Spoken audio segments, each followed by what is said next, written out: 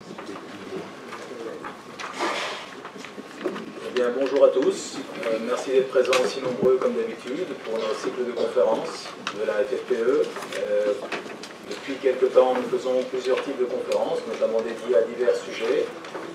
Ce sujet aujourd'hui, c'est de nouveau un sujet fiscal, notamment la fiscalité immobilière pour les personnels des institutions européennes, présenté par le cabinet de Kaiser, qui a fait l'honneur de nous d'être encore avec nous cette fois-ci pour la deuxième, troisième fois, quatrième fois.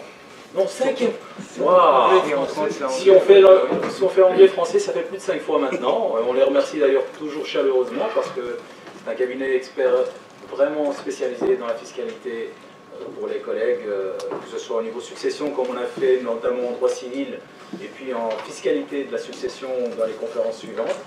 Et donc maintenant nous faisons une autre thématique qui est la fiscalité immobilière, donc pour les collègues qui sont attachés des personnes qui sont attachées aux institutions européennes. Et donc avec les particularités d'un pays à l'autre, du fait qu'on soit parfois de nationalité A et résident dans un pays B, mais avec des biens parfois qui sont dans un pays C, et ainsi de suite. J'en connais pas plus que vous, hein. Je suis là aussi pour écouter nos avocats respectifs et apprendre autant que vous de ce qu'ils vont nous raconter aujourd'hui, de bien, comme d'habitude. Donc plutôt que de vous faire encore un long discours, j'espère que la conférence, elle, se tiendra comme d'habitude, en plus ou moins une présentation qui durera grosso modo 45 minutes, et puis nous aurons un échange, questions-réponses, encore pour un certain nombre de temps disponible, s'il nous faut l'honneur de pouvoir rester au moins jusqu'à 14h30, et vous aussi d'ailleurs, pour qu'on puisse échanger par la suite. Et si, par le plus grand des hasards, vous n'arrivez pas à voir correctement la présentation, je pense que on vous a fait des copies en suffisance que vous avez avec vous. Pour ceux qui ne les auront pas, on les transmettra aussi. Elles seront disponibles sur notre site internet plus tard. Et donc par la suite, si vous avez des questions particulières, plus difficiles que celles qu'on pourra résoudre sur le champ, Maître de Kaiser et Maître Homans seront à votre disposition ultérieurement pour pouvoir en discuter. Voilà. Moi je vais arrêter là, je ne vais pas trop vous prendre plus de temps. Et je permets à Maître de Kaiser de commencer sa présentation sur le sujet. Merci beaucoup. Voilà. Ok, merci. Je vous remercie pour vos remerciements. Je ne vais pas en dire beaucoup, mais malgré tout, permettez-moi de remercier la FFPE, vous-même et M. Bacré en particulier pour ces organisations qui sont quand même relativement lourdes. Pour l'instant. Ah, c'est ça, il est malade. Enfin, donc ces organisations sont tout de même remarquables. Merci à vous d'être venus aussi nombreux. Prenons-le comme un signe de confiance. J'espère que vous trouverez aujourd'hui des réponses, soit précises, soit que vous comprendrez la manière dont la fiscalité immobilière se présente à vous dans votre situation particulière. Dans quel cas est-ce qu'on risque d'être taxé, dans quel cas est-ce qu'on est exonéré, dans quel cas est-ce que le protocole donc privilèges fiscaux s'applique. Nous allons directement commencer, puisque nous nous trouvons ici dans un des sièges de la Commission européenne, on est par définition dans un cadre transfrontalier. Vous êtes, pour la quasi-totalité d'entre vous, non nationaux belges, non résidents belges par rapport au protocole. Beaucoup d'entre vous sont intéressés de détenir un bien immobilier en Belgique. Alors en droit, on parle d'immeuble, que ce soit un garage, un studio, un appartement, une villa, 6 façades, peu importe. Donc quand je parle d'immeuble, vous pouvez savoir que ça peut vous concerner même si vous avez décidé d'acquérir un pied-à-terre de 25 mètres carrés à Bruxelles. Et donc nous nous trouvons dans un cadre transfrontalier. La fiscalité est à la fois simple et complexe dans ce cadre-là. Elle est simple parce qu'en général l'immobilier il est taxable dans le pays où se situe l'immeuble, donc la Belgique, malgré le protocole, je vais y revenir. Et un petit peu compliqué puisque ce cadre international peut amener les propriétaires étrangers dans des situations un peu complexes. Je suis finlandais, j'ai épousé une espagnole, nous achetons un immeuble en Belgique, nous allons le donner en location ou nous allons l'occuper, nous comptons le donner à nos enfants. Il y en a une fille qui réside en France, un fils qui réside en Italie. Là, les choses, évidemment, prennent une apparence de complication qu'on va tenter à propos de laquelle on va tenter de vous donner un fil rouge pour que ça ne reste pas simplement une nébuleuse. Par rapport aux situations de double imposition qui peuvent survenir, la Belgique, où se situe par définition l'immeuble, en tout cas pour la première partie de cet exposé, la Belgique a conclu des traités qui visent à éviter la double imposition dans certains domaines. Donc on va éviter en général la double imposition sur tous les revenus d'un bien immobilier et sur les plus-values, donc ce qu'on appelle les impôts directs.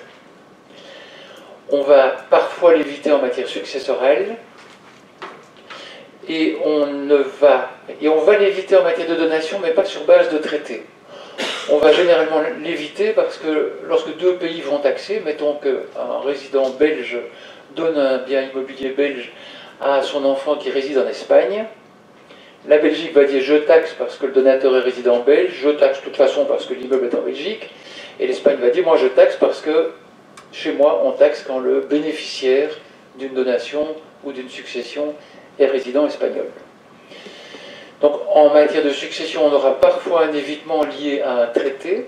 La Belgique n'a conclu de traité qu'avec la France et la Suède en matière de succession, où on évitera la double imposition, totalement ou partiellement, en application des règles internes, ce qu'on appelle le droit interne, c'est donc le droit du pays, Belgique ou Espagne dans mon exemple, en dehors de tout traité.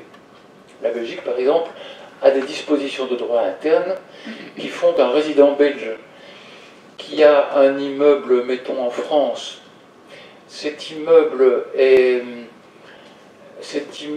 serait, alors avec la France c'est un peu particulier puisqu'il y a un traité en matière de succession.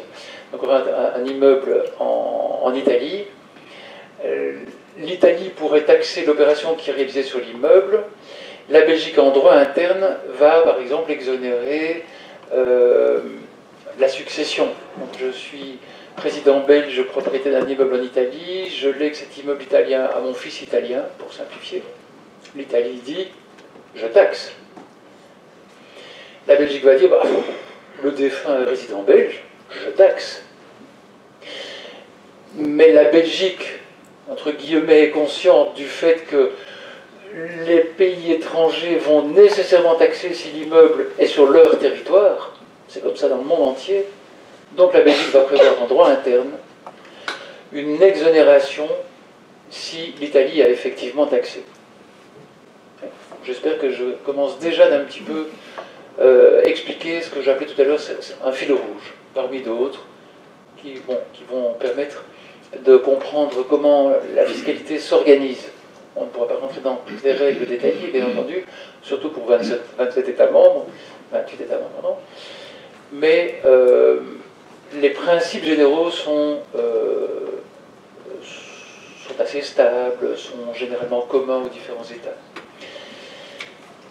Nous allons, pour les deux parties principales de cet exposé, aborder la question de l'immeuble en Belgique détenu par une personne qui travaille dans une des institutions de l'Union européenne ou qui a pris sa retraite et qui sera resté en Belgique ou pas resté en Belgique, mais qui a acheté quelque chose en Belgique, qui a acheté un bien immobilier.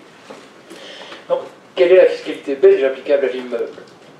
Et dans la deuxième partie, quelle est la fiscalité de la personne établie à Bruxelles, Namur, Wavre ou Gand si vous préférez, qui va acquérir un bien dans un autre pays de l'Union européenne. On prendra à titre d'exemple 4 ou 5 pays. On les a cités là, la France, l'Espagne, la Pologne, l'Italie, l'Allemagne. Bon voilà, il faut faire des choix, on a pris des pays pas trop loin, et des pays dont certains sont plutôt... l'Espagne et l'Italie, beaucoup d'Italiens ou d'Espagnols qui travaillent pour l'Union européenne parlent français et sont peut-être plutôt présentes aujourd'hui qu'à une conférence en anglais ou en allemand. Alors, comme vous le savez nécessairement, le protocole numéro 7 organise une partie de la fiscalité des employés de la Commission ou d'une autre institution. Pour simplifier, je parlerai peut-être de commission uniquement à l'avenir. Enfin, on sait que ça vaut pour toutes les institutions européennes. Le le privilège fiscal consiste d'une part à ne pas être taxable en Belgique. Ça, c'est un véritable privilège vu les taux d'imposition en Belgique sur les revenus du travail, qui atteignent des sommets à partir d'un montant de revenu annuel très faible. J'hésite même à vous les citer, tellement c'est scandaleux. Donc c'est un véritable privilège d'être taxé dans son pays et pas dans le pays où vous travaillez, qui est la Belgique. Donc vous êtes rattaché à ce que je vais appeler le pays d'origine, qui est évidemment plutôt le pays de recrutement. Qu'est-ce qui est taxable dans votre pays d'origine? Ce sont tous vos revenus professionnels versés par l'Union européenne. Ce seront également certains revenus qu'on va considérer comme accessoires. À titre d'exemple, un fonctionnaire européen qui serait également professeur d'université en Belgique, dans un domaine qui est plus ou moins lié à ses compétences auprès de la Commission, il percevra des revenus à ce titre. Ces revenus seront considérés comme bénéficiant du protocole et donc taxables également dans le pays d'origine. Par contre, il aurait une activité qui est complètement détachée de son activité européenne, à supposer que ça lui soit autorisé, ce serait imposable en Belgique. En matière de droit de succession également, le protocole renvoie au pays d'origine. Donc j'ai été recruté en Italie, détaché à Bruxelles, je décède, mes héritiers seront imposables comme si j'étais résident italien au moment de mon décès. Par contre, ce qui n'est pas couvert par le protocole, et qui n'est pas du tout connu, ce sont d'une part les droits d'enregistrement sur l'acquisition ou la vente d'un immeuble. On va y revenir, ça paraît assez évident. Vous achetez une maison en Belgique, vous payerez les droits d'enregistrement belges. Les taxes locales pour des services comme la taxe pour les immondices, etc., même chose. J'allais venir à un point qui en fait n'est pas repris sur le slide, ce sont les droits de donation. Je donne mon immeuble, comme c'est lié à la Belgique, enfin, la Belgique n'a pas de traité en matière de donation et les donations sont hors protocole. Alors les impôts fonciers sur un bien immobilier, ça ne bénéficie pas du protocole, vous allez payer le précompte immobilier en Belgique. La deuxième section du slide que vous avez sous les yeux vise des fonctionnaires qui sont pensionnés, donc qui ne sont plus actifs auprès de l'Union européenne, mais qui sont restés en Belgique. Pour cela, la pension versée par l'Union européenne reste exonérée en Belgique. Par contre, ils acquièrent une résidence fiscale belge, ils deviennent exclusivement résidents fiscaux de la Belgique, il n'y a plus de France, d'Italie, d'Espagne ou d'ailleurs. Tous leurs revenus hors pension européenne seront imposables d'après le droit belge. Non seulement les revenus immobiliers, mais également leur succession, les donations qu'ils font, etc. Tout pourra être imposé en Belgique puisqu'ils ne sont plus actifs. Donc ils seront considérés comme maître Mance et moi, résidents belges. Ils développeraient d'ailleurs une activité, nous avons eu plusieurs responsables de l'Union européenne qui ont continué des activités après leur prise de pension en tant que consultants. Ils sont restés en Belgique, ils n'ont rien changé à leur vie, ils ont gardé la même maison, ils ont continué d'avoir un revenu européen principal qui était leur pension. Au lieu d'être leur revenu actif, ça devenait une pension. En tant que consultants, ils sont passés sous le régime fiscal belge. Voilà, là, comme ça, d'un clignement d'œil, la nuit du changement de statut. Et donc leurs revenus de consultants sont devenus imposables en Belgique. Alors pour ce qui concerne la fiscalité immobilière belge, en partant de l'hypothèse que si vous êtes là aujourd'hui, c'est que soit vous avez acquis un bien en Belgique, soit vous prévoyez d'en acquérir un. Plusieurs aspects de la fiscalité doivent être abordés. D'une part, le précompte immobilier, qui est donc l'impôt foncier. Ce précompte immobilier, il est toujours dû. Donc, qu'on soit fonctionnaire, qu'on soit relié à un pays étranger, qu'on soit résident belge, président belge dès le départ, recruté en Belgique. Le précompte immobilier sera dual. Les droits d'enregistrement à l'achat et à la vente aussi. Donc je vais venir un petit peu plus dans le détail pour vous donner aussi le coût fiscal que représentent ces différents impôts, pour ceux qui projeteraient d'acheter et qui veulent pouvoir situer le coût de cette acquisition. L'impôt sur les revenus, ce seront des revenus en matière immobilière, de loyer principalement, parfois une plus-value immobilière. Comme on va le voir, les plus-values sont en général exonérées en Belgique. En général. Ce seront donc peut-être des droits de donation, je donne mon immeuble belge, ou des droits de succession. Alors, les droits de vente, donc achat ou vente d'un bien immeuble, sont soit de 10%, soit de 12,5%, selon la région où se trouve l'immeuble. Donc, comme vous ne manquez pas de le savoir, la Belgique est un pays très compliqué, avec 3 régions, 2 communautés, 18 provinces, 5000 communes, 145 ministres, très compliqué. En tout cas, en matière patrimoniale, les 3 régions sont compétentes. Elles ont le droit de fixer certaines règles de droit, pas toutes, donc il reste un corps commun. Elles ont le droit de fixer certaines règles, dont la fixation des taux en matière d'achat-vente, en matière de donation, en matière de succession. Donc les 10%, c'est le taux de droit d'enregistrement qui est dû en Flandre. En général, on va voir qu'il y a un taux de 7% également. Et le taux de 12,5% est le taux qui est dû à Bruxelles ou en Wallonie. La base imposable, c'est en général la valeur conventionnelle. J'ai un immeuble qui vaut 400 000 euros, je le vends, ou j'achète un immeuble de 400 000 euros, c'est le prix convenu entre acheteur et vendeur. À moins d'un achat entre parents et enfants, ce sera normalement la valeur de marché. Et donc le fisc va l'accepter. Si on s'éloigne fort de cette valeur, le fisc peut redresser la base taxable, parce que la base taxable fondamentale, c'est la valeur vénale. À titre d'exemple, j'ai acheté un immeuble en 96. Je ne sais plus très bien combien c'était, mais c'était assez dérisoire à l'époque. Bon, mettons 150 000 euros. Et cet immeuble en valait bien 250 000. C'était une banque française en mauvais état qui le vendait. Donc, il n'y avait aucune collusion entre eux et moi. Mais voilà, ils voulaient vendre très rapidement dans le cadre d'une pré-faillite. Bon, voilà. Ma femme et moi, on a acheté pour 150 000. Le fisc a débarqué 6 mois plus tard. C'est-à-dire, il y a quelque chose qui ne va pas. 150 000, près du cinquantenaire, non. Et donc, ils ont redressé. C'est un cas un peu exceptionnel, mais qui illustre bien la situation. Certains abattements sont possibles. On a un abattement à Bruxelles, qui est peut-être la ville qui intéresse le plus grand nombre d'entre vous. Donc un abattement, c'est une réduction de la base taxable.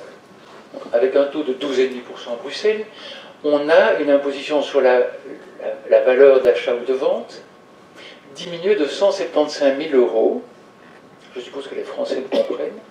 Je parle des chiffres, les 175 000. Donc on a une réduction à Bruxelles de ces 175 000 euros à certaines conditions. Principalement, il faut que l'immeuble ne vaille pas plus que 500 000 euros. Il faudrait également que ce soit un immeuble acquis en pleine propriété à 100%. La règle de base, c'est un immeuble qui ne vaut pas plus de 500 000 euros. En Flandre, cet abattement tombe à 15 000 euros. En Wallonie, à 20 000 euros. On peut avoir des taux réduits également. En Flandre, un taux de 7% a été décrété depuis le 1er janvier. Pour certaines acquisitions, c'est la condition principale, c'est que ce soit l'habitation unique du contribuable. Donc quelqu'un qui cumule les acquisitions immobilières ne bénéficiera pas de ce taux. Par contre, le primo-acquéreur bénéficiera donc d'un taux très réduit. Bon, voilà, la Flandre cherche de cette manière à favoriser l'acquisition de biens immobiliers plutôt que la location, dans l'esprit dans un esprit belge ancestral, il y a, il y a un appétit pour l'immobilier, une sorte de stabilisation de la société. Je crois que 70% des Belges sont propriétaires de leur logement. Ça, les gens se sentent bien et ils peuvent supporter les affres de la vie. Donc, des taux réduits possibles, principalement ce taux en Flandre. On a également d'autres taux, un taux de 6% en Flandre, toujours si on a une politique énergétique personnelle très marquée. Donc on va transformer l'immeuble pour le rendre passif ou presque passif. Alors on a un autre droit qui s'appelle le droit de partage. Celui-là, il vient ultérieurement. Il faut déjà être propriétaire ou avoir des parents propriétaires. Les parents, non. Généralement, c'est plutôt entre frères et sœurs. Le droit de partage, c'est cet impôt qui s'applique lorsque l'on sort d'indivision. Donc, j'acquiers un bien avec mon mari ou ma femme. Nous sommes en séparation de biens pour simplifier les choses. Donc, c'est comme si on avait deux personnes totalement séparées. Et puis, un jour, on sort d'indivision. On va appliquer un droit de partage. Ou j'hérite d'un bien immobilier en Belgique. Je peux être belge, enfin résident belge. La nationalité, on s'en fiche en général. Résident belge ou résident slovaque, peu importe. J'ai acquis un bien en Belgique. Je décède, j'ai 3 enfants qui en héritent, ils veulent sortir d'indivision, le droit de partage s'appliquera parce que l'immeuble est en Belgique. Même si mes 3 enfants vivent en Slovaquie. Le droit de partage s'établit à 1% à Bruxelles, de même en Wallonie, par contre 2,5% en Flandre. Une petite observation par rapport à l'exemple que je donnais il y a quelques instants d'une sortie d'indivision entre époux. C'est un peu un détail, mais puisque c'est une règle qui est applicable seulement depuis le 1er janvier, je vous la signale.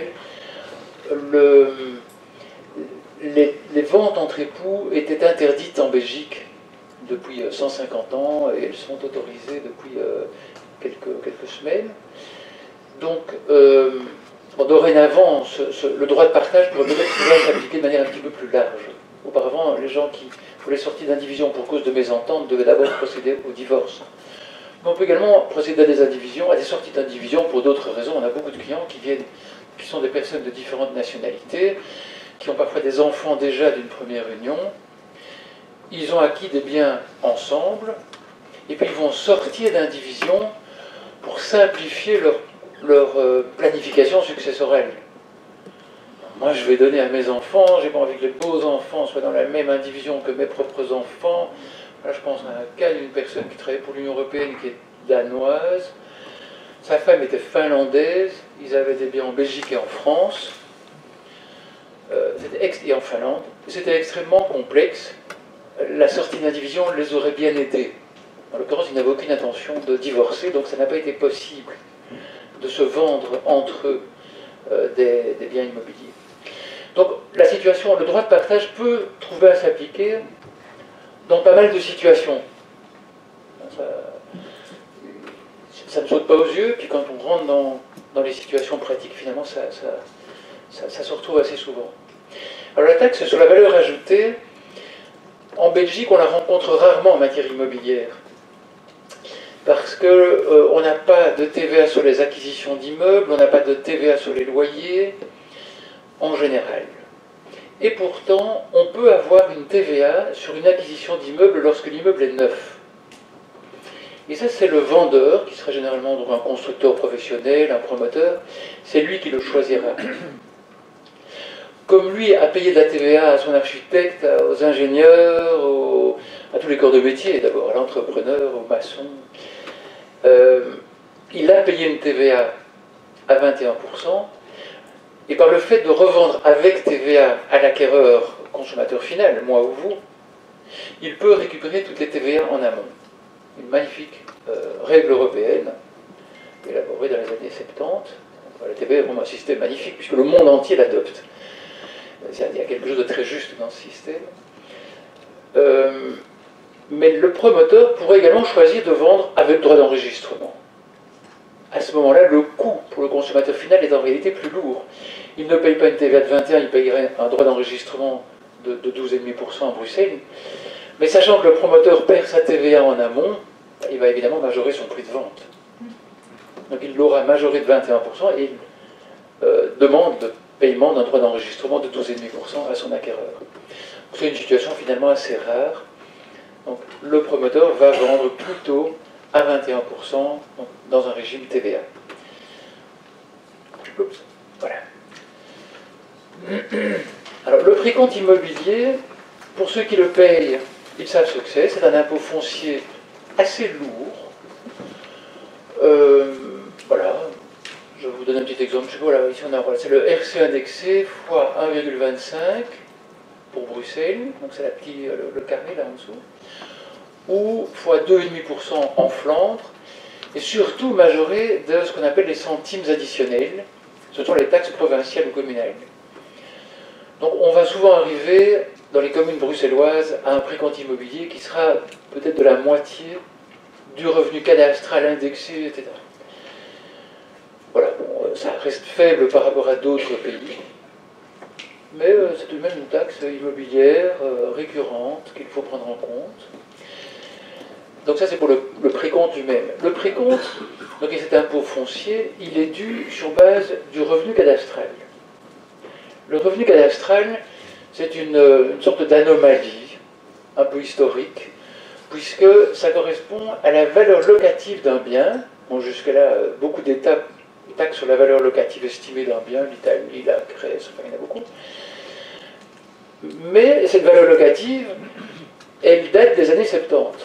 C'est la valeur locative moyenne annuelle du bien en 1975.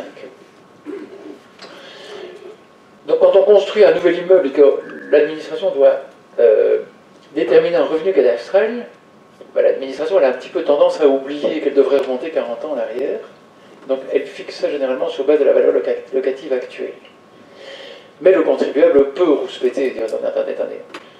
Si je prends la valeur locative de mon appartement que je viens d'acquérir, neuf, dans l'hypothèse il faut fixer le revenu cadastral, je prends la valeur locative en 1975, j'ai retrouvé peut-être pas sur Internet, il n'y avait pas encore beaucoup d'Internet à l'époque, mais j'ai retrouvé la valeur locative de l'époque, j'indexe ça, puisque le RC, les revenus cadastraux sont indexés depuis une vingtaine d'années. D'accord, j'indexe. Bon, bah, l'index, c'est finalement l'indice des prix à la consommation. Et je transforme ça en euros. J'obtiens un chiffre sensiblement plus bas que celui proposé par l'administration fiscale. Bon, ça c'est pour ceux qui ont la réclamation dans le sang. Sinon, bah, généralement, le contribuable va accepter le revenu cadastral fixé par l'État, d'autant plus que dans le cas de l'acquisition d'appartements, on a souvent des blocs d'appartements, vous avez 9 contribuables sur 10, donc 9 nouveaux propriétaires qui vont accepter le RC fixé par l'administration, il n'y en a qu'un qui rouspète, il se sent un peu seul, l'administration se base un petit peu, c'est surtout psychologique, sur le fait que 9 acquéreurs sur 10 ont accepté le RC proposé par l'État. Je vous referme cette parenthèse, qui a surtout un intérêt historique. Donc, le revenu cadastral, il est assez faible pour les anciens bâtiments. Si vous cherchez à acquérir demain une maison qui date de 1960, vous allez tomber sur un revenu cadastral, si c'était une belle maison, de 3 000 €, qui indexé va peut-être monter à 6 000 €. La valeur locative annuelle d'une maison 4 façades à Waterloo pour 6 000 €, je crois que tout le monde accepte.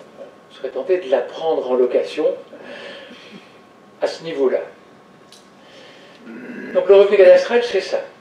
Il sert de base à un certain nombre de calculs fiscaux en matière immobilière en Belgique, dont le premier était donc le précompte immobilier.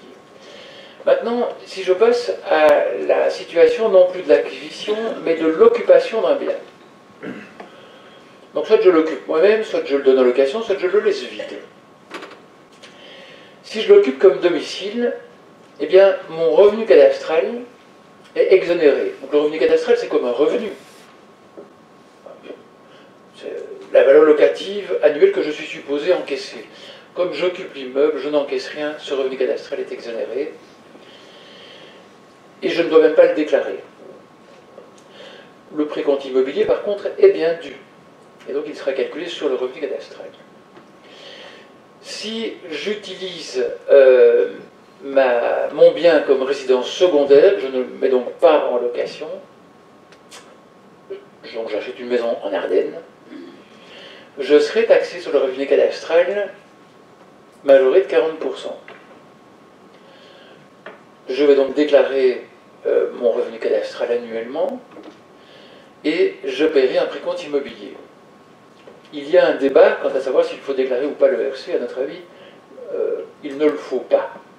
Donc, la déclaration d'un bien non donné en location ne doit légalement pas être déclarée à l'administration fiscale. Bon, un certain nombre d'experts comptables prétendent qu'il le faut, mais ça probablement une erreur. Ça n'est pas très grave puisque ça ne change pas grand-chose au fait que finalement on est imposé sur le revenu cadastral fois 140%. Si je loue mon bien à une personne physique dans un cadre résidentiel, donc qu'il y habite, à titre de résidence principale ou secondaire, peu importe, mais ça n'est pas pour un commerce, ça n'est pas pour un bureau, mon locataire n'est pas une société non plus, ma base imposable sera la même que si c'était ma résidence secondaire. Donc revenu cadastral plus 40%. Si je loue maintenant à une société ou à une personne physique qui va l'occuper pour son bureau, et attention, ça arrive vite, j'ai un appartement, je vais le louer à un avocat, et cet avocat décide d'y installer son bureau, en vrai ou en faux. Parce que le fait de prétendre y avoir son bureau, et c'est vrai qu'il travaillera peut-être là tous les soirs, ça va lui permettre de déduire un certain nombre de charges de son revenu imposable.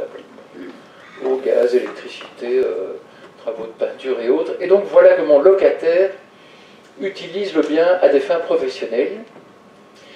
Ça n'est pas interdit par la loi.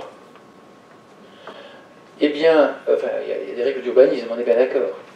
Mais si l'affectation globale de mon bien n'est pas modifiée, ce sera en général légal. Moi, propriétaire, je serai taxé sur les loyers réels et plus sur le revenu cadastral. Et ça fait une grosse différence, puisque mon revenu cadastral, qui est supposé dater de 1975, il ne correspond pas du tout au loyer réel. C'est même parfois le revenu cadastral d'une année complète il y a 40 ans équivaut au loyer d'un mois aujourd'hui. Donc je serai taxé sur le loyer réel. Je vais pouvoir déduire un forfait. Mais là, la parenthèse, bon, par défaut de place, n'est pas très complète. Le forfait de 40% pour frais. En réalité, ce forfait est plafonné de nouveau en fonction du revenu cadastral. Donc, est-ce que vous m'entendez bien? Là, tout d'un coup, je me rends compte que je parle mieux dans le micro. Désolé si quelqu'un n'a pas entendu dans le passé. Donc, le forfait, il est assez réduit. En gros, je suis taxé sur mon loyer réel avec un minimum qui est le RC. Je vais donc déclarer à l'administration fiscale les loyers, tous avantages dont je bénéficie par l'effet de ma location. Ici, je suis résident fiscal belge. On va arriver à la situation d'un fonctionnaire européen. Retenez déjà ça, on ne va pas être très loin de ça. Donc, voilà. Manuel de Kayser est propriétaire d'un immeuble et il le loue à quelqu'un qui va... J'ai un rez-de-chaussée commercial. Là, c'est clair et net, c'est bien du professionnel. Je suis taxable sur le loyer.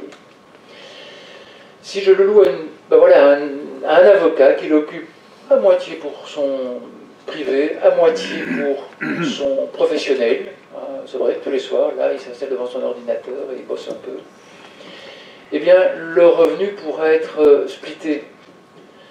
Mettons que la moitié de l'appartement soit privé, la moitié professionnelle, ben c'est pour la moitié privée le revenu cadastral divisé par 2 qui formera la base d'imposition.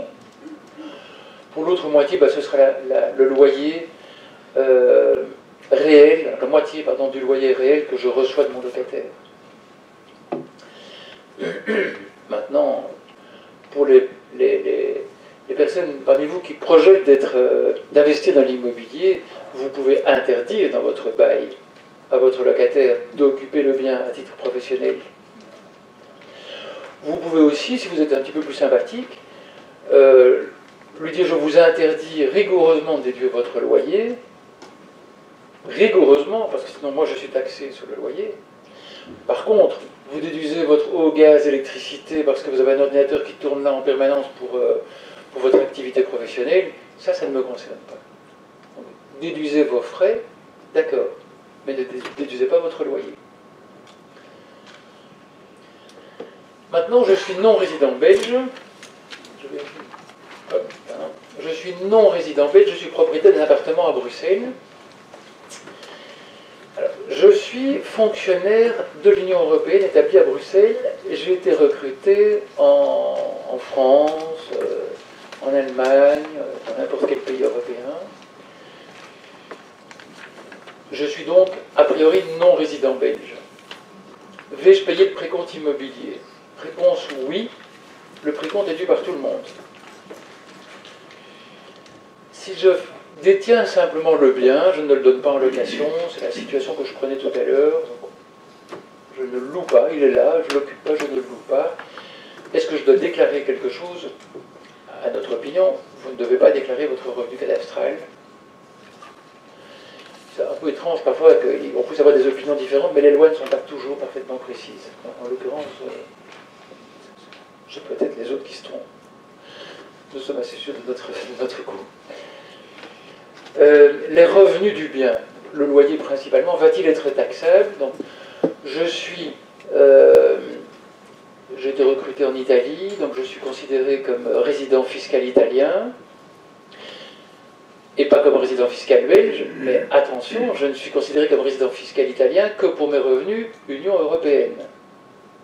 Là, je ne suis pas dans cette catégorie-là. Je suis dans des revenus qui ne tombent pas sous le bénéfice du protocole. Donc du protocole numéro 7, privilèges fiscaux. Je ne suis donc pas considéré comme résident italien, je suis considéré comme résident belge. Et on revient à ce qu'on voyait ici. Je suis résident fiscal belge, propriétaire d'un appartement à Bruxelles. C'est pour ça que je vous indiquais, retenez déjà ce que je dis là. Les plus-values. Alors les plus-values, elles méritent un slide à elles seules, et je dois vérifier où on en est. Combien de temps est-ce qu'il me reste? Non, non, moi, c'est la moitié. Il reste un slide. Ah, ben c'est parfait. Je vois pas le numéro. Parfait. Ok. Donc, la vente de l'immeuble belge peut donner lieu à plus-value. J'ai acheté un bien, comme le bien dont je vous parlais tout à l'heure en 1996, je le revendrai aujourd'hui, c'est une évidence qu'il vaut plus que soit le montant que j'ai payé, soit même le montant que l'administration fiscale avait déterminé à l'époque dans le cas que je vous relatais. Je réalise une plus-value, soit je la réalise dans les 5 ans. C'est marqué où ça? Je la réalise dans les 5 ans. Je suis taxable à 16,5% d'office. Mon bien de 96 n'est pas concerné. Par contre, j'ai acheté après 2013 16,5%. Il y a un cas, ou deux cas plutôt, où cette taxe ne s'applique pas. La première, c'est le bien est mon domicile. J'ai acheté en 2015, j'ai eu mon domicile dans les lieux. Ça a été mon domicile pendant les 12 derniers mois avant la vente. Je ne suis pas taxable. D'accord. Pour les Français parmi vous, c'est un peu la même règle qu'en France, sauf qu'en France, l'exonération sur domicile vaut pendant 3 ans. En Belgique, c'est pendant 1 an. Le deuxième cas où cette taxe-là ne s'applique pas, il est un peu plus désagréable, c'est le cas où une autre taxe plus lourde s'applique. C'est le cas où la gestion de mon patrimoine peut être considérée comme non normale. C'est-à-dire que on peut considérer que je spécule en matière immobilière. Si je spécule, je peux être taxable à 33% sur la plus-value, et non pas à 16,5%. Quand est-ce que je suis considéré comme spéculateur? Tu m'as pas dit combien de temps il me restait? On est à 5 minutes. Ok. Donc quand est-ce que je peux être considéré comme spéculateur? Aucun de vous n'a l'air d'un spéculateur, je regarde bien. Et pourtant, ça pourrait arriver. Les critères fixés par la jurisprudence sont principalement le nombre d'opérations réalisées. Le marché belge est assez propice à l'acquisition immobilière. Il évolue tout de même, il évolue toujours à la hausse vu qu'il évolue lentement. Vous aurez constaté que ce n'est pas un marché très spéculatif, on n'est pas à Paris ou à Londres. Pour différentes raisons qui sont notamment liées à la fiscalité, ce marché évolue de manière relativement linéaire. Non, c'est pas linéaire, disons plutôt qu'il évolue plutôt lentement. Mais évoluant lentement, on n'a pas vu évoluer à la baisse depuis la guerre. Toujours est-il que ça peut donc être tentant d'acquérir un premier appartement, puis un deuxième, puis un troisième, puis de se rendre compte déjà après 4-5 ans que le premier appartement a pris 50 000 euros de plus-value, après 8 ans que le deuxième a pris 150 000 euros de plus-value, et puis on a acheté une maison et puis on l'a découpée en appartements. Alors on peut acquérir la qualité de spéculateur dans le sens que, je regardais s'il ne restait pas des places, il y a tellement de monde qui est debout, là-bas il y a 2 places. Il y a encore quelques chaises de l'autre côté si vous voulez vous asseoir. Encore au moins 3 places là-bas. Le nombre d'opérations réalisées. Les mécanismes mis en place. Le mécanisme de base, c'est l'emprunt. Si j'ai emprunté, c'est un des critères. Si j'ai utilisé de mes économies, ce critère tombe, et au contraire, il va même faire chuter le risque de spéculation extrêmement bas. En tout cas, si on réalise 1 ou 2 opérations. Je fais appel à des fiscalistes chevronnés. Regardez qui je regarde. Cabinet de Kaiser. Le recours à des mécanismes plus complexes en vue de réduire l'imposition peut être un des critères. Je ne plaide pas pour notre échappée. Lisez plutôt vous-même la jurisprudence, allez voir sur Google. Le recours, bon, la personne ne sait qui on va voir, qui on consulte. Mais la complexité d'un mécanisme peut révéler, vous avez des mécanismes parfois très complexes, une acquisition d'un terrain avec constitution d'un... Bon, des terrains à Bruxelles, il n'y en a plus beaucoup, mais enfin vous pourriez tenter de faire ça en Wallonie, avec constitution d'un droit d'amphithéose, puis construction sur ce droit d'amphithéose d'un bien immobilier par la société de votre conjoint. Alors, votre conjoint est indépendant, gagne bien sa vie, il ou elle construit une maison sur le terrain qui vous appartient à vous ou qui appartient aux deux. On amortit cette maison sur la durée du contrat d'amphithéose, bon, c'est quand même 27 ans minimum. On pourrait proposer d'autres types de droits, un droit de superficie. Bon, il y a pas mal de mécanismes assez complexes qui permettent finalement de déduire à peu près tous les coûts d'une acquisition immobilière et de ne pas être imposé sur les loyers ou sur la plus-value. C'est un des critères. Ce n'est pas le plus important puisque nous sommes dans un pays où le surréalisme a sa place et vous avez des cours d'appel qui ont décidé, encore très récemment, que la recherche de la voie la moins imposée est un signe de bonne gestion du patrimoine privé, donc d'une gestion normale de patrimoine privé. Or ici, la taxation de 33%, c'est en cas de gestion anormale ou spéculation.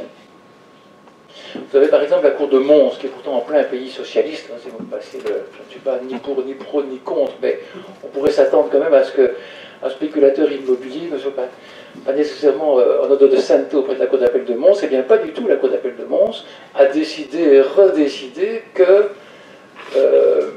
la personne qui veille à la bonne santé de son patrimoine et de celui de ses enfants par la suite qui hériteront est un bon père de famille, expression générale qui peut viser les dames naturellement, est un bon père de famille qui gère son patrimoine privé de manière tout à fait normale.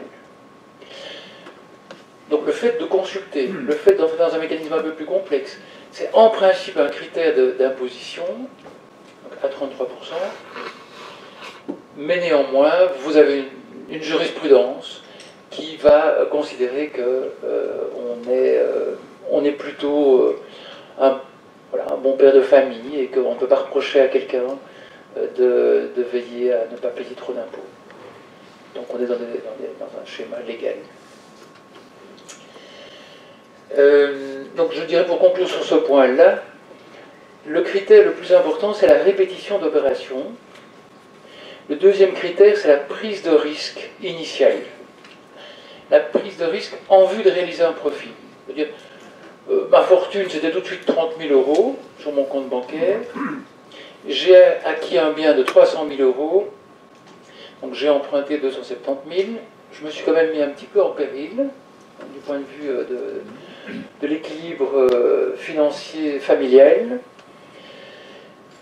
Et puis il s'avère qu'en plus, j'ai acquis un bien dans une zone qui était justement en voie d'assèchement. Il n'y a peut-être pas tellement de marécage en Belgique aujourd'hui, mais en voie d'assèchement, qui pouvait donc devenir terrain à bâtir. Effectivement, 3 ans plus tard, c'est devenu du terrain à bâtir.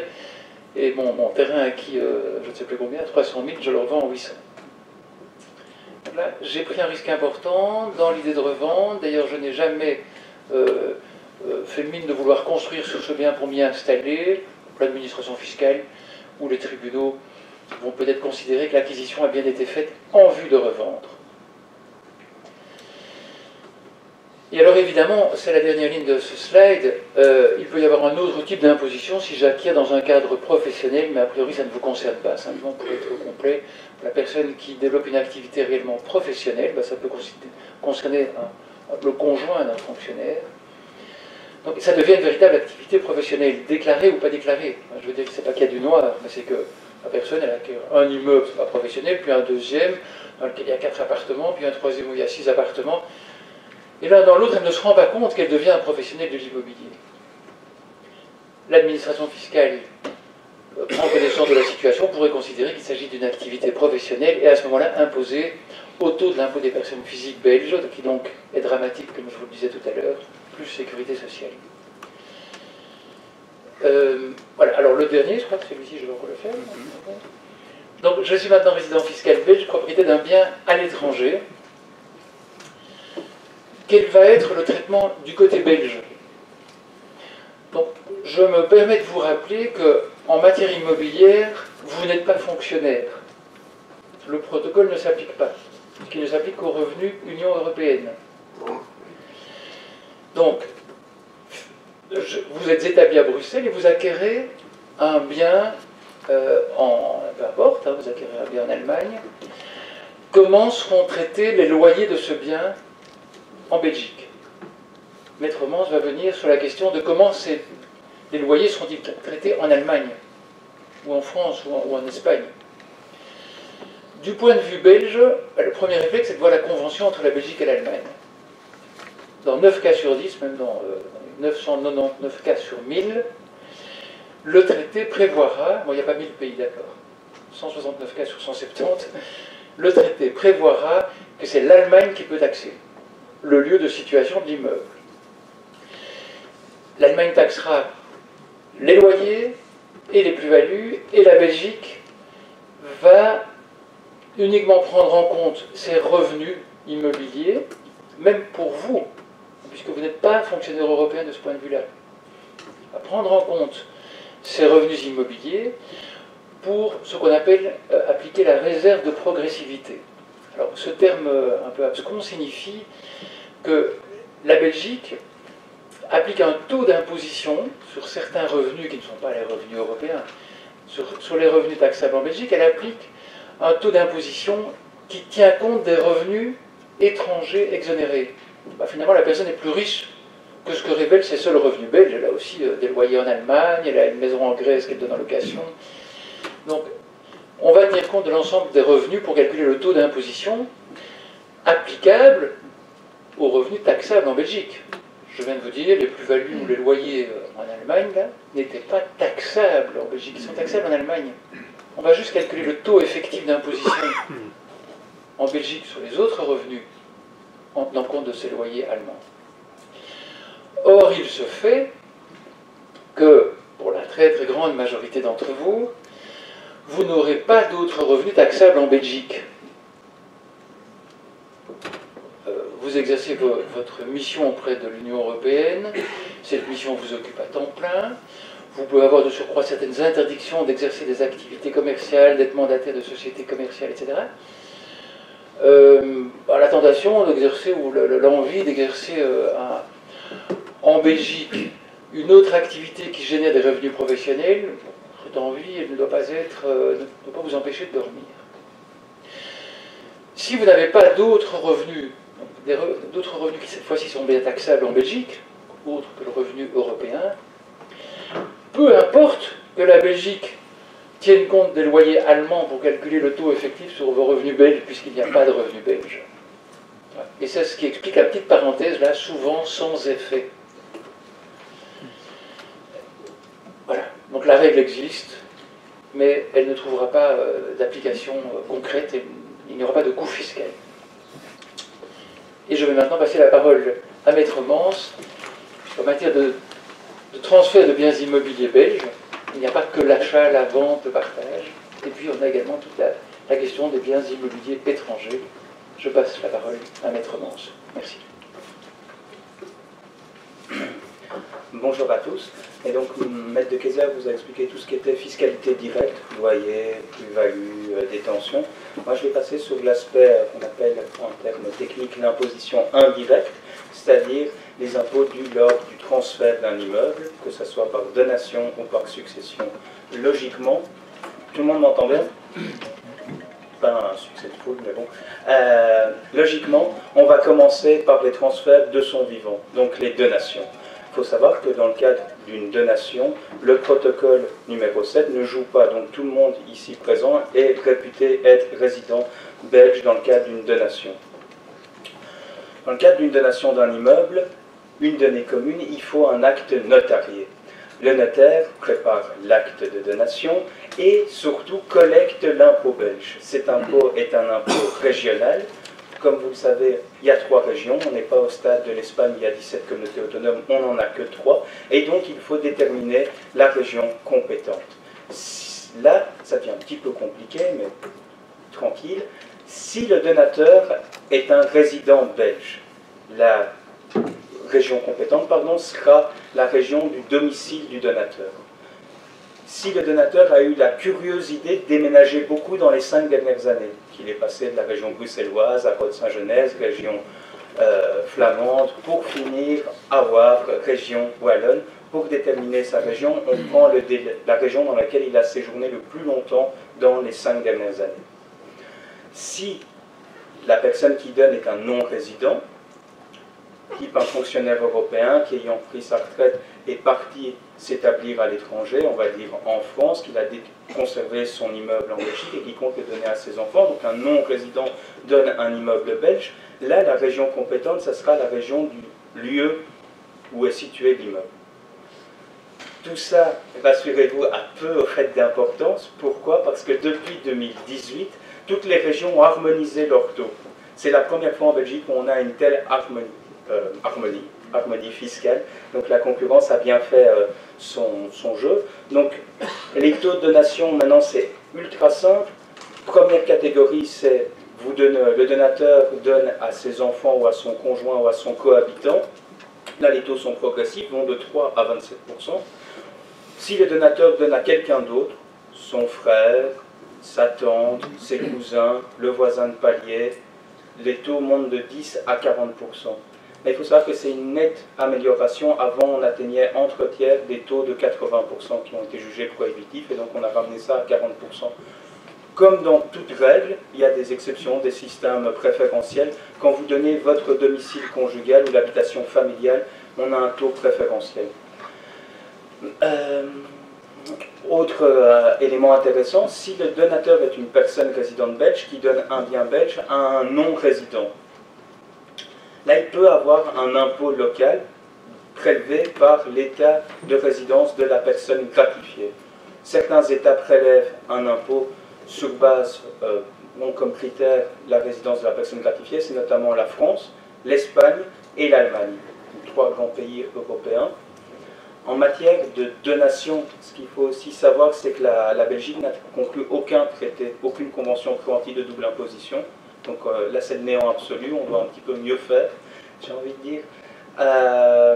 Pour illustrer l'intérêt de faire une donation, je propose de passer au slide suivant. J'ai pris un cas. vous avez monsieur, résident belge, dans la région bruxelloise, qui a 2 enfants et un immeuble de 750 000. S'il ne fait rien, qui décède avec cet immeuble de 750 000 dans son patrimoine, on va faire les choses simples, il n'y a que ce bien dans son patrimoine, ses héritiers payeront un impôt successoral global d'environ 110 000 euros. Si monsieur décide de le donner en une fois à ses enfants, ils payeront un impôt de 72 000 euros, soit une économie d'environ 40 000 euros, déjà conséquente. Si par contre il le fait en 2 fois, c'est-à-dire qu'il donne une première fois 25% de l'immeuble à son fils et à sa fille, il attend 3 ans et 1 jour. Pourquoi 3 ans et 1 jour? Parce que le délai, après ce délai-là, tous les compteurs sont chaque fois remis à 0, donc l'impôt des droits de donation est progressif, il augmente au plus la valeur de l'immeuble augmente, et les compteurs sont ramenés à 0 tous les 3 ans. Donc quand vous attendez 3 ans et 1 jour, hop, on revient à 0. Là, l'économie, le coût global des droits d'enregistrement est d'environ 32 000 euros, et l'économie est de 80 000 euros. Dit comme ça peut paraître séduisant. Par contre, cette formule, ce n'est pas la panacée, il y a certains écueils. L'écueil, c'est que personne ici présent, à part d'avoir une boule de cristal, peut être certain d'être vivant au bout de 3 ans et 1 jour. Donc on a le risque que le donateur décède en cours d'opération. Deuxième écueil, le marché immobilier belge, malgré sa stabilité, augmente. Donc il faut calibrer l'opération pour couvrir l'ensemble de la valeur de l'immeuble. Puis il y a une multiplication d'actes notariés.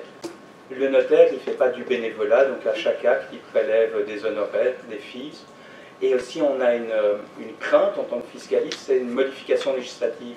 Chose qui est assez confortable, c'est que les droits d'enregistrement n'ont pas eu de réforme fondamentale depuis les 60 dernières années. Donc c'est un schéma assez simple. On va revenir juste sur le précédent 2 secondes. Il y a d'autres mécanismes pour transférer, enfin pour optimiser de manière sur un plan successoral l'immeuble. Donc on a vu les donations étalées. On peut aussi structurer de manière intelligente lors de l'achat, acheter en indivision avec ses enfants pour bénéficier du droit de partage que Maître de Kayser vous a expliqué. Acheter de manière démembrée, ça veut dire que les parents achètent l'usufruit, les enfants achètent la nue propriété. Au décès des parents, l'usufruit qui est un droit viager s'éteint, et par l'effet de la loi, les nus propriétaires deviennent pleins propriétaires sans impôt.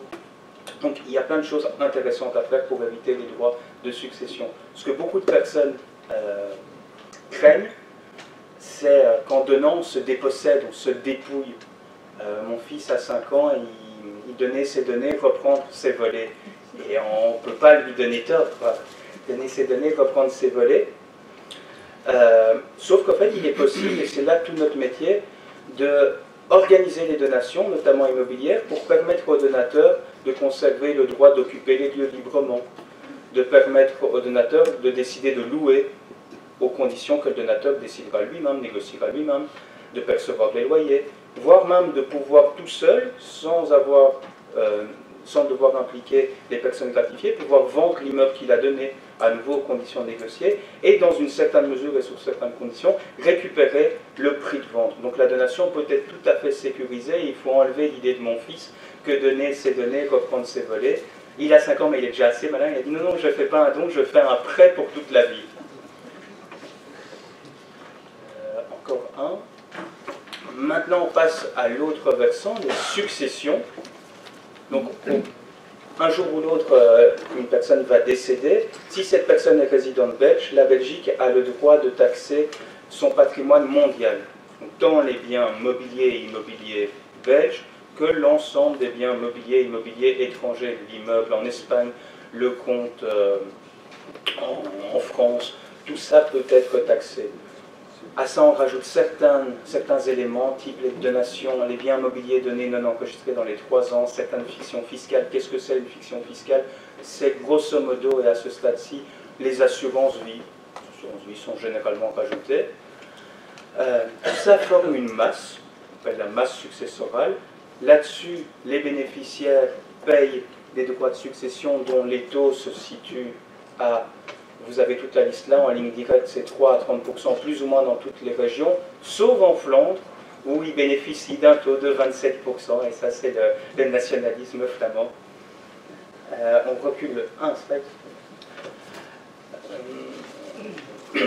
là, la déclaration de succession d'un résident belge doit être rentrée auprès d'une personne qu'on appelle le receveur des droits d'enregistrement et des successions du domicile du défunt. Il y a un autre cas de figure, c'est un non-résident. Là, sur le coup, le protocole joue pour chacun d'entre vous. Donc, au niveau des successions, vous êtes tous considérés comme des non-résidents. Donc, a priori, votre succession s'ouvrira, enfin, l'État qui est en droit de taxer votre succession, c'est votre État d'origine, sauf pour un type de bien. Ce type de bien, c'est l'immeuble, les immeubles belges. Une question s'est posée, c'est de savoir si vous ne détenez pas un immeuble en direct, mais via une société, ce qu'on appellerait une société immobilière belge, est-ce que vos héritiers doivent payer des droits de succession sur les parts de société immobilière belge que vous posséderiez à votre décès? La réponse est non. Les taux sont les mêmes. La valeur de l'immeuble, c'est la valeur vénale moins les dettes liées à l'immeuble. Si la personne qui en hérite est redevable de la dette, les redevables, pas de complexité. Il y a un cas qui peut paraître un petit peu farfelu, c'est vous êtes marié, vous êtes fonctionnaire européen actif. Vous êtes marié avant votre entrée en service au sein de la commission. Donc votre conjoint, si lui est inactif ou elle est inactive, le lui, on est à la période MeToo, c'est pour le conjoint. Donc si le conjoint est inactif, il bénéficie également du protocole. Et donc on peut arriver à des situations où une personne non prestant pour la commission pour les institutions européennes, non prestant pour la commission décède, bénéficie du protocole, et donc c'est l'état d'origine de cette personne qui doit taxer, même si elle ne preste pas pour la commission. Ça déboussole pas mal de notaires belges. On va passer. Ouais. Encore un. Et là, on rentre dans la partie ludique de cet exposé, où tous les rêves sont permis. Moi, Grégory Homans, vu qu'on dit que le Belge a une brique dans le ventre et que j'aime l'exotisme, en matière culinaire, je décide d'acheter un immeuble soit en Espagne, soit en Italie, soit en Pologne, soit en France, soit en Allemagne. Qu'est-ce qui va se passer? Donc il y a différents temps dans le raisonnement. Si j'achète juste le bien et que je ne le loue pas, si j'achète le bien mais que je loue, je prélève des loyers de mon immeuble à l'étranger. Si je vends mon immeuble à l'étranger, est-ce qu'il y a un impôt sur la fortune dû à la simple détention de mon immeuble à l'étranger? Donc, je propose de faire une lecture transversale de ces différents cas de figure. En France, si j'achète un bien et que je ne l'occupe pas, que je ne le loue pas, pardon, je paye une taxe je paye deux taxes, la taxe d'habitation et la taxe foncière, sur base d'un espèce de revenu cadastral français. En Espagne, le revenu cadastral est égal à 2% des loyers réels, et là-dessus, je paye 24% d'impôts. En Italie, excusez mon italien qui est très mauvais, vous payez un impôt sur la rendita cadastrale qui équivaut à environ un quart de la valeur réelle de l'immeuble. En Pologne, vous payez un impôt foncier local, et là, je vous ferai grâce de l'appellation polonaise prononcée par mes soins, je suis tout à fait incapable. En Allemagne, vous payez sur base du revenu cadastral qu'on appelle le unit value, et vous payez un impôt de 3,5%. Si vous louez le bien, là, grosso modo, les loyers sont taxables dans chaque état de résidence, le taux d'imposition varie. En France, c'est un taux progressif qui va de 0 à 45%, en sachant qu'en France, ils ont une multitude de régimes préférentiels. Le micro-combien, le micro-foncier et plein d'autres. Donc l'enfer se cache dans les détails, enfin plutôt le paradis se cache dans les détails en l'occurrence, mais c'est des régimes préférentiels. En Espagne, les loyers réels sont taxés à un taux progressif qui va de 3, je crois, à 48%. En Italie, là c'est un peu plus compliqué, vous avez le choix. Soit vous êtes taxé sur 95% des loyers réels moins les frais relatifs à l'immeuble, soit vous êtes taxé sur cette rendita cadastrale à un taux qui va jusqu'à 43%, soit vous décidez d'être taxé à un taux fixe de 21% sur les loyers bruts. C'est au choix. En Pologne, c'est les loyers sur un taux progressif qui va jusqu'à 39%, et en Allemagne, les loyers sur un taux progressif qui va jusqu'à 45%. Maintenant, la vente de l'immeuble, à nouveau taxable chaque fois dans l'état de résidence. La Belgique en tient compte pour cette réserve de progressivité que Maître de Keyser vous a expliqué. La France, il y a une toute grosse nouveauté qui va apparaître en 2019. La France taxe normalement les plus-values immobilières réalisées par un non-résident à 19%, plus une surtaxe si la plus-value excède 50 000 €, plus des prélèvements sociaux de 17,2%. Là, dans le projet de loi de finances qui entrera en vigueur en 2019, les Français de l'étranger ont fait un lobby pour obtenir l'exonération de ces prélèvements sociaux. Ils sont basés sur un raisonnement assez simple qui est de dire on est censé contribuer aux prélèvements sociaux, on est censé cotiser que dans un seul État, l'État dans lequel on va bénéficier des soins et des prélèvements et de la sécurité sociale. Moi, résident belge, je ne profiterai jamais du système social français. Et la Cour de justice avait condamné ça, la Cour de justice des communautés européennes avait condamné ça en 2005, la France avait fait un aménagement, un peu de la poudre aux yeux en 2017, et là la loi va fondamentalement changer en 2019, donc ça c'est la toute bonne nouvelle, une économie de 17,2% sur les plus-values. En Espagne, les plus-values sont taxables à 19%, en Italie, les plus-values sont taxables au taux progressif qui peuvent monter jusqu'à 43%, mais il y a une exonération pour toutes les plus-values réalisées plus de 5 ans après le mécanisme, après l'achat, après la détention, ce qui ressemble à notre système belge. En Pologne, c'est pareil, 19% sauf plus-value réalisée plus de 5 ans après la détention exonérée. Et en Allemagne, on est sur un taux progressif de 45% avec une exonération si on réalise la vente plus de 10 ans après l'acquisition. Après, ça devient plus simple, rassurez-vous. Je vends une société immobilière. Là, je suis exonéré dans tous les États, sauf un qui est l'Espagne, où on considère qu'une société immobilière espagnole équivaut à un immeuble espagnol et donc les mêmes règles vont s'appliquer. Les droits de mutation, c'est ce que je vais payer quand je vais acheter. En France, ils sont de 5%, en Espagne, ils vont de 3 à 9%, en Italie, ils vont de 6 à 9%, en Pologne, 2%, en Allemagne, de 3,5 à 6,5%. Et on va finir par l'impôt sur la fortune, qui est connu en France, même s'il a changé de nom, on n'appelle plus ça ISF mais IFI, impôt sur la fortune immobilière, et il est connu dans certaines communautés autonomes d'Espagne. Il est également connu en Italie, mais la chose comique, il est connu que sur les biens détenus à l'étranger, détenus par un résident italien à l'étranger. Si un résident italien détient un immeuble en Belgique, il paiera l'impôt sur la fortune sur l'immeuble en Belgique, ce qui favorise l'investissement intra-Italie. Mais voilà, on en a fini là. Voilà, on va remercier nos orateurs déjà pour leur présentation. Merci beaucoup. Alors je vais faire, pour faire simple, je vais aller du côté